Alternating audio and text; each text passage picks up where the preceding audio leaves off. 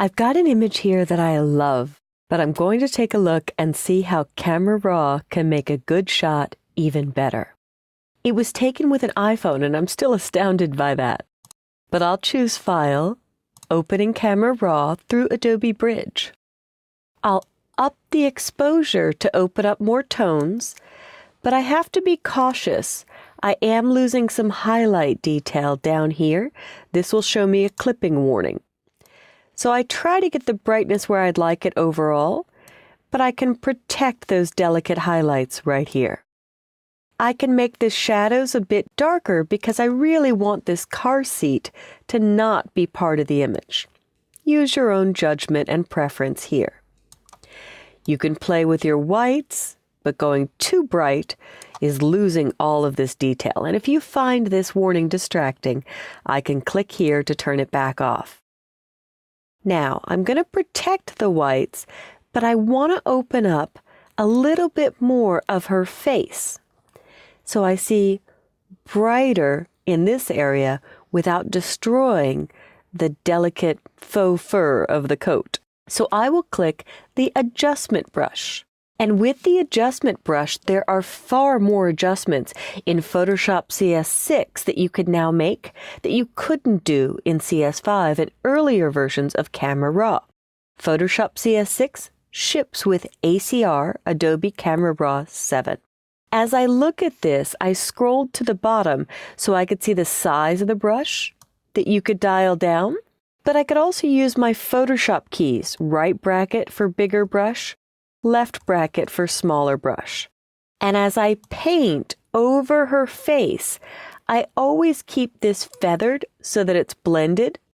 I can scroll back up and adjust the exposure to make it darker, a little scary, or brighter for just the individual face, not really harming that coat.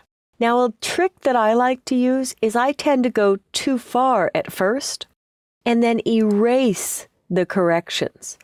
When I choose Erase, you'll notice I got a hard edge brush, so I'll hit Command-Z or Control-Z to undo and make sure my feather is all the way up, or pretty high at the least. So now that I've got a good feather, I can safely use Erase, so it's mostly affecting just the face. Then I could scroll back up, and if you have high enough resolution, you won't need to scroll up and down the entire time. But I could make the exposure more subtle and also experiment with my highlights, with my shadows, with the clarity. Clarity gives it kind of that angelic glow to the left and more detail to the right. And I think I'm happy with this. I was on Erase. If this portion looks a little dark, I can go back to Add and add a correction. Now everything is good, but I could do further adjustments. I'll zoom in with Command+ or Control+, and often in the eye color, it gets artificially darkened. So I'll make a new adjustment and scroll down and make the size about the size of her eye. In fact, I love to use my left bracket and right bracket on my keyboard to make them bigger or smaller.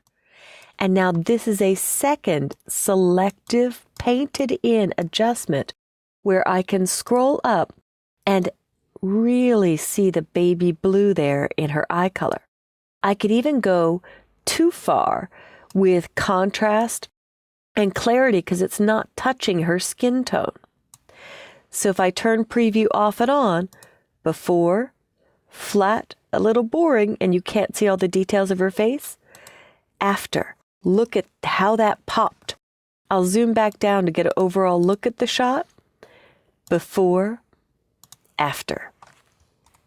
Zoom in with Command+ or Control+. Before, after. Very cool. I'll go back to the hand tool if I want to make an overall adjustment, and this coat is looking a little bit blue, so I'll slide just slightly away from blue towards yellow. And I can warm it up with a little bit of magenta. I'll turn my preview off and on to see if I like where I've come. If I decide the face is too dark, I could come back to the adjustment brush. And I happen to know I started painting around her nose, so I can target this correction and dial the exposure down just a bit. There's a more natural adjustment. So I will hit Done and take a look in my workspace because I've got a better view of my corrected version. In fact, I'll name this image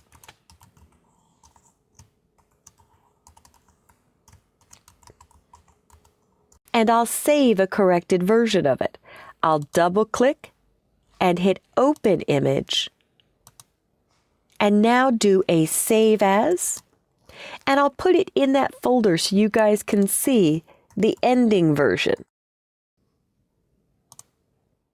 Now this has already been corrected, and if I want to compare them side by side, I can hit Command Tab or Alt Tab to go back to the Bridge application, name this Begin, how I name most of the assets, and I'll clear out everything I did in Camera Raw.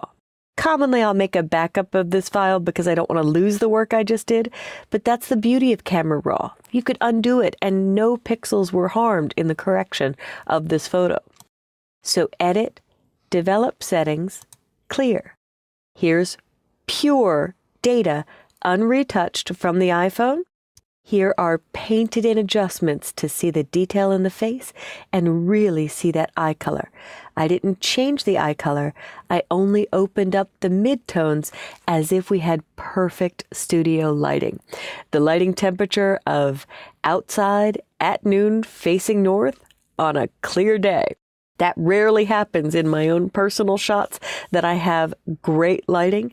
So Photoshop and Camera Raw are the tools I live by to get exactly what I saw on that day and the beauty I want or the composition I want out of any photo.